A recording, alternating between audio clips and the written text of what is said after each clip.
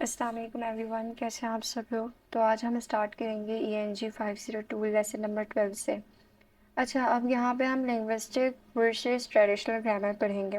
वैसे तो इसमें सारा कुछ जो है वो बेसिक सी ग्रामर है, ठीक है। इसका हम रिवीजन करेंगे एक तरह से, और उसके आपको नेम्स नहीं पता होंगे हो सकता है, पर ये सारा कुछ वही ग्रामर है जो हम पिछली मरतबा पढ़ चुके हैं। मतलब हम फर्स्ट या सेकेंड ईयर में या 9 मैट्रिक में पढ़ चुके हैं, ठीक है, या फिर 7-8 क्लास में भी पढ़ी होगी।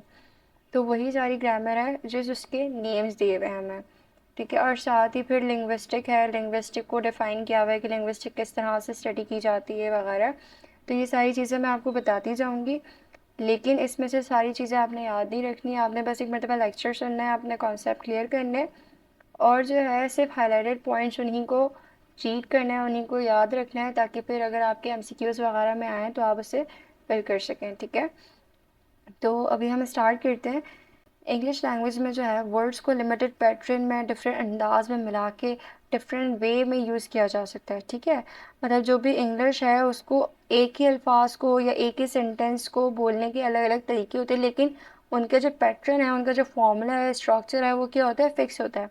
जैसे यहाँ पे हमारे पास एग्जाम्पल ले लें, द लकी बॉयज़, ठीक है। यहाँ पे एग्जाम्पल क्या दे रही है, द लकी बॉयज़। अब यहाँ पे जो लकी बॉयज़ है, अब यहाँ पे हमें पता है कि ये जो द है वो क्या है, आर्टिकल है। आर्टिकल पता है ना क्या होता है, आ एंड द आर्टिकल्स होते हैं। लकी यहाँ पे क्या है, एडजेक्टिव है।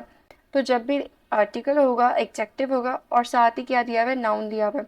तो हमें ये पता है कि द लकी बॉय जो है वो एक करेक्ट क्या है, स्ट्रक्चर है।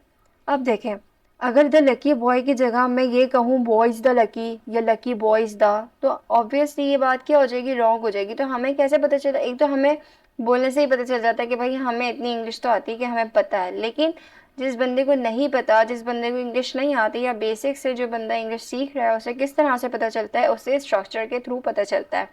जैसे मैंने आपको बताया था, एक सेंटेंस का ऑर्डर होता है सब्जेक्ट वर्ब ऑब्जेक्ट। इसी तरह जो है यहाँ पे आर्टिकल्स वगैरह का भी एक ऑर्डर होता है कि आपने सबसे पहले आर्टिकल लगाना है, then you can use adjective, फिर इसके बाद जो है आप क्या यूज़ करेंगे, नाउन। तो यहाँ पे हमें पता है कि एक ग्रामेटिकल रूल के हिसाब से अगर हम चलें तो आर्टिकल जो है वो हमेशा एडजेक्टिव के पहले आता है, और एडजेक्टिव जो है वो नाउन के पहले आते हैं। तो article plus adjective plus noun, ये प्रॉपर क्या है, स्ट्रक्चर है। तो ऐसे प्रोसेस जिस पे सेंटेंस के स्ट्रक्चर को पढ़ा जाए, सही और गलत सेंटेंस को आइडेंटिफाई किया जाए, उसे ग्रामर कहते हैं, ठीक है। अच्छा, और इंग्लिश लैंग्वेज की ग्रामर जो है वो दूसरी लैंग्वेजेस से अलग होती है। जैसे आप देख रहे हैं, तुर्किश लैंग्वेज हो गई, टैगलॉग हो गई, तो ये जो लैंग्वेज है उनकी ग्रामर अलग होती है। अच्छा, अब ट्रेडिशनल ग्रामर की बात करते हैं। जैसे यहाँ सेंटेंस था द लकी बॉयज, इसमें आर्टिकल यूज हो रहा था, एडजेक्टिव हो रहा था, नाउन हो रहा था। तो ये सारे जो आर्टिकल्स, एडजेक्टिव और नाउन मैंने कहा, ये सब क्या है, लेबल्स हैं। तो ये सब कहाँ से है, ट्रेडिशनल ग्रामर से है। और ये ट्रेडिशनल ग्रामर कहाँ से आई है, ये जो है लैटिन और ग्रीक लैंग्वेज से आई है, क्योंकि लैटिन और ग्रीक लैंग्वेज जो है वो मजहबी और अदबी लैंग्वेज समझी जाती थी, ठीक है। तो उस लैंग्वेज को दूसरी लैंग्वेजेस के लिए एज अ रोल मॉडल समझा जाता है, ठीक है। अब एक लैंग्वेज है, उसको रोल मॉडल समझ रहे हैं आप, तो ऑब्वियसली उसमें से आप कुछ चीज़ें भी अडॉप्ट करेंगे। वहाँ से जो है ट्रेडिशनल ग्रामर को अडॉप्ट किया गया था। पार्ट्स ऑफ स्पीच की बात की जाए, अच्छा मैं यहाँ पे डिटेल में सारे पार्ट्स ऑफ स्पीच नहीं पढ़ूंगी, जैसे प्रीपोजिशंस हो गए, कंजक्शंस हो गए, एडजेक्टिव, एडवर्ब, प्रोनाउन वगैरह। मैं जिस यहाँ पे आपको बेसिक बातें बता देती हूँ कि बेसिक यहाँ पे क्या है। जैसे यहाँ पे हमने आर्टिकल यूज़ किया द, तो हमें पता है कि द का यूज़ हम कब करते हैं, जब हम किसी मखसूस चीज़ के बारे में बात करें, किसी पर्टिकुलर चीज़ के बारे में बात करें। अब इसके अलावा लकी, तो लकी हमें पता है वो एज ए एडजेक्टिव यूज़ हो रहा है। अब हमें ये भी पता है एडजेक्टिव क्यों होता है यूज़, एडजेक्टिव जो है वो नाउन को डिफाइन करता है, डिस्क्राइब करता है, मॉडिफाई करता है, ठीक है। अब यहाँ पे हमें ये भी पता है कि नाउन क्या होता है, नाउन क्या हो रहा होता है, जिसके ऊपर बात हो रही होती है, जो बात कर रहा होता है, चाहे वो पर्सन हो, चाहे वो चीज़ हो। ये पार्ट्स ऑफ स्पीच के कुछ सेंटेंसेस है। अच्छा, अब यहाँ पे अगर आप ये पैराग्राफ पढ़ेंगे ना, तो यहाँ पे आपको कंजंक्शंस भी मिल जाएंगे, आर्टिकल्स भी मिल जाएंगे, प्रोनाउंस भी मिल जाएंगे, ठीक है। तो ये अगर आप एक मरतबा पढ़ना चाहें तो आप पढ़ लिएगा। जिसे पार्ट्स ऑफ स्पीच के बारे में नहीं पता या पार्ट्स ऑफ स्पीच जिससे भूल गया है, तो वो रिमाइंड कर ले पार्ट्स ऑफ स्पीच में कौन कौन सी स्पीचेस आती हैं, ठीक है, और वो किस तरह से यूज़ की जाती हैं। नेक्स्ट बात की जाए एग्रीमेंट की, तो एग्रीमेंट क्या है, तो पार्ट्स ऑफ स्पीच के जैसे और ट्रेडिशनल ग्रामर के जैसे और भी दूसरी कैटेगरीज हैं जिनके थ्रू जो है सेंटेंसेस को फॉर्म किया जाता है, जिसके अंदर नंबर्स शामिल है, पर्सन शामिल है, टेंसेस हो गए, वॉइसेस हो गई, जेंडर्स हो गए। अब यहाँ पे एग्जाम्पल यहाँ पे एक सेंटेंस दी हुई, कैथी लव्स हर डॉग। अब यहाँ पे पता है कि हमारे पास जो वर्ब है वो लव्स है। अब जो लव्स है वो क्या कर रहा है, एग्री कर रहा है, मतलब नाउन के साथ जो है वो एग्री कर रहा है। अब यहाँ पे एग्रीमेंट के, जैसे मैंने आपको बताया, नंबर पे डिपेंड करता है, परसेंट पे डिपेंड करता है। अब नंबर पे देख लेते हैं किस तरह से डिपेंड करता है। नंबर पे इस तरह से डिपेंड करता है कि आया आपका जो नाउन है वो सिंगुलर है, वो प्लूरल है, ठीक है, इसके ऊपर डिपेंड करता है कि वो प्लूरल है या सिंगुलर है। ठीक है, अब देखिए मेरे पास नाउन कैथी क्या है, सिंगुलर है। ठीक है, कैथी एक बंदे की बात है, सिंगुलर की बात है, शी की बात है। तो ऑब्वियसली जब मुझे पता है कि जब भी मैं सिंगुलर के साथ वर्ब यूज करूंगी तो उसकी फर्स्ट फॉर्म होगी एस या ई एस लगेगा, अगर आपने टेंसेस पढ़े होंगे तो। ठीक है, तो इसके बेसिस पे मैंने जो है कैथी लव्स लगाया। अगर कैथी की जगह जो है यहाँ पे समझे दो नाम दिया गया, कैथी एंड सोफिया, तो यहाँ पे लव्स नहीं आता, लव आता। ठीक है, ये बात तो हमें पता है, बेसिक जो है टेंसेस हैं ये।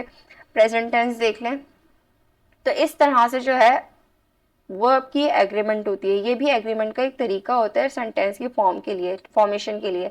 अब हमें नंबर्स के बारे में तो पता चल गया। अब हम अगर पर्सन्स की तरफ जाएं तो पर्सन्स में भी हमें क्या, यहाँ पे 3 टाइप के पर्सन होते हैं, first person, second person and third person, tenses में होती है ये चीज़ें।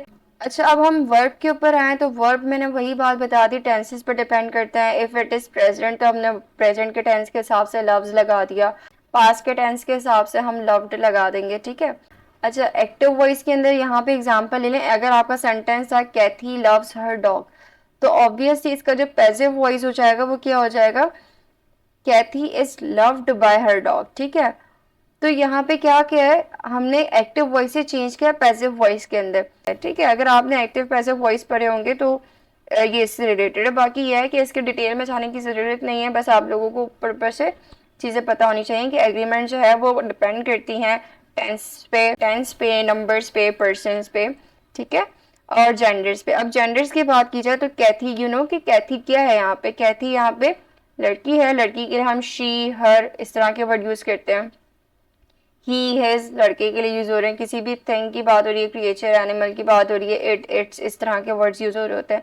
अब जिस तरह बायोलॉजिकल डिस्टिंक्शन होती है, मतलब बायोलॉजिकल जेंडर्स होते हैं, इसी तरह इंग्लिश के अंदर भी जेंडर्स होते हैं। ठीक है, जिसके हिसाब से हम यूज करते हैं। अच्छा, अब इंग्लिश के अंदर जो है ग्रामेटिकल जेंडर्स नहीं होते, जैसे बाकी लैंग्वेजेस के अंदर ग्रामेटिकल जेंडर्स पाए जाते हैं। जो ग्रामेटिकल जेंडर्स किसके ऊपर बेस कर रहे होते हैं, आया जो नाउन है वो मैस्कुलिन है या फेमिनिन है, उसके ऊपर डिपेंड कर रहे होते हैं। तो बस ये सारी चीज़ें आप लोगों ने याद रखनी है। बाकी ये बात की जाए कि लिंग्विस्टिक जो है वो क्या है, तो लिंग्विस्टिक जो है वो साइंटिफिक स्टडी है लैंग्वेज की। अब ऑब्वियसली आप किसी चीज़ को साइंटिफिक स्टडी कह रहे हैं तो जिस तरह साइंटिफिक स्टडीज़ के अंदर मेथड होते हैं, उनके रूल्स होते हैं जिन्हें फॉलो किया जाता है। ठीक है, ताकि आप जो है उसे कह सकते हो कि हाँ भाई ये साइंटिफिक है क्योंकि ये चीज़ें हुई हैं, इस पर ये एक्सपेरिमेंट हुआ है and we can prove that. ठीक है, तो लिंग्विस्टिक्स भी जो होते हैं वो क्या होते हैं, वो साइंटिफिक मेथड यूज़ कर रहे हैं। तो ऑब्वियसली उन्होंने जो भी बात कही है, जो भी मशवरा दिया है, जो भी स्ट्रक्चर परफॉर्म किया है, it can be proved by other. Linguistic के कुछ अप्रोचेस होते हैं, कुछ मेथड्स होते हैं। उसके अंदर मेथड्स में क्या आती है, ऑब्जेक्टिविटी आती है, एम्पिरिसिज्म आता है, रैशनलिज्म, अच्छा एग्जॉस्टिवनेस आ गया, कंसिस्टेंसी आ गया, इकोनॉमी आ गया। तो ये सारी इनकी क्या है, मेथड्स हैं, अप्रोचेस हैं। अच्छा, ऑब्जेक्टिविटी में क्या देखा जाता है कि तमाम लैंग्वेज जो हैं वो बराबर समझी जाती हैं। ठीक है, किसी भी लैंग्वेज को किसी भी लैंग्वेज के ऊपर बर्तरी नहीं है।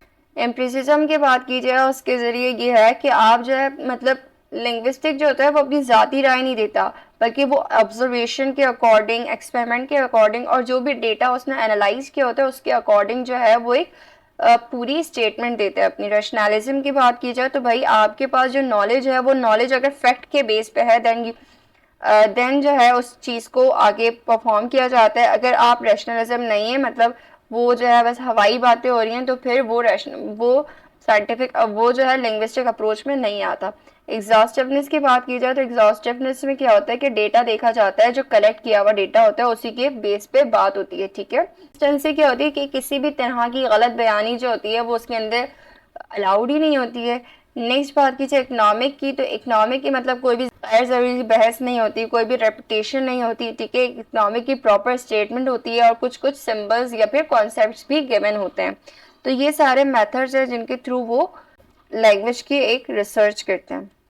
ओके, अब बात की जाती है नेक्स्ट डिस्क्रिप्टिविज्म की, कि यहाँ पे क्या मतलब होता है। इसका मतलब है कि लिंग्विस्टिक्स जो होते हैं उनका मकसद क्या होता है कि वो लैंग्वेज को, वो ज़ुबान को जो है बिल्कुल वैसा ही बयान करें जैसा लोग हकीकत में बोलते हैं, लिखते हैं, ठीक है। मतलब अपनी राय नहीं दें, वो इस बारे में अपनी राय नहीं दें, बल्कि जो चीज़ जैसी है ना उसे वैसी ही क्या करें, जाहिर करें। और प्रिस्पेक्टिविज्म में क्या होता है, इसके अंदर जो है लोग, इसके अंदर जो है लैंग्वेज से रिलेटेड रूल्स बनते हैं, ठीक है। उसकी हकीकत को इस्तेमाल किया जाता है, उसकी स्टडी को इस्तेमाल किया जाता है, बोलने वाले किस तरह से बोल रहे हैं और कौन से रूल्स को फॉलो कर रहे हैं, इस चीज़ पर डिपेंड करता है। जैसे यहाँ पे प्रॉपर रूल्स बनाए हुए हैं कि भाई अगर एक प्रिस्पेक्टिविज्म है तो ये, अच्छा जैसे यहाँ पे रूल्स हो गए कि भाई आपने कभी भी इन्फिनेटिव पे सेंटेंस को जो है ब्रेक नहीं करना, प्रीपोजिशन पे जो है आपने कभी भी स्टॉप नहीं करना, एंड से कोई भी सेंटेंस जो है वो स्टार्ट नहीं करना। तो इस तरह के रूल्स होते हैं, ठीक है। ये रूल्स आप लोगों ने याद करने की ज़रूरत नहीं है, बस आप लोगों के पास ये कॉन्सेप्ट होना चाहिए कि भाई ये क्या चीज़ है और किस तरह होता है। डिस्क्रिप्टिव क्या है और पर्सपेक्टिव क्या है, ये मैं प्रॉपर्ली बता चुकी हूँ, देख लें आप एक मरतबा, ये डेफिनेशन रीड कर लिएगा। लिंग्विस्टिक जो है वो साइंटिफिक लैंग्वेज है, ठीक है। अब ये नॉन स्पेक्यूलेटिव है, इसका मतलब है कि लिंग्विस्टिक की जो स्टडी होती है वो तजुर्बे के हिसाब से, उनके एक्सपेरिमेंट के हिसाब से होती है, ठीक है। इसके अंदर आप जो है अपनी तीर चला के बस अपनी राय नहीं दे सकते, बल्कि एक प्रॉपर तजुर्बे होते हैं, प्रॉपर जो है एक्सपेरिमेंट्स होते हैं, जिसके बेस पे वो क्या किया जाता है, एक रूल दिया होता है। लैंग्वेज एंड ऑब्जेक्टिविटी, ये सारी चीज़ें वही रिपीट हो रही हैं, एक मरतबा रीड कर लिएगा, ज़्यादा इम्पॉर्टेंट नहीं है। इंसान के अंदर फितरी ये सलाहियत होती है कि वो साउंड प्रोड्यूस कर सकता है, ठीक है। इसी के थ्रू वो बोलना सीखता है। और यही कि ओरल लैंग्वेज जो होती है, जो वोकल लैंग्वेज होती है, ये जो आवाज़ें होती हैं वो किस तरह से प्रोड्यूस होती हैं, वोकल ट्रैक्स के थ्रू प्रोड्यूस होती है, ठीक है। इसके अलावा नॉन वर्बल लैंग्वेज में अगर हम बात कर लें तो साइन लैंग्वेजेस हो गई, या फिर हमारे हैंड्स या फेस के जो जेस्चर्स हो गए, उसके थ्रू जो है हम कम्युनिकेट करते हैं, उसके थ्रू जो है लैंग्वेज फॉर्म होती है। तो इसे जस्ट एक मरतबा रीड करिएगा। बाकी इसी के साथ हमारा आज का लेक्चर ख़त्म होता है। अगर ये लेक्चर आपको अच्छा लगा हो तो लाइक करना मत भूलेगा, अपने दोस्तों के साथ जिनका यही सब्जेक्ट है उनके साथ शेयर करना मत भूलेगा, and don't forget to subscribe. अल्लाह हाफिज़।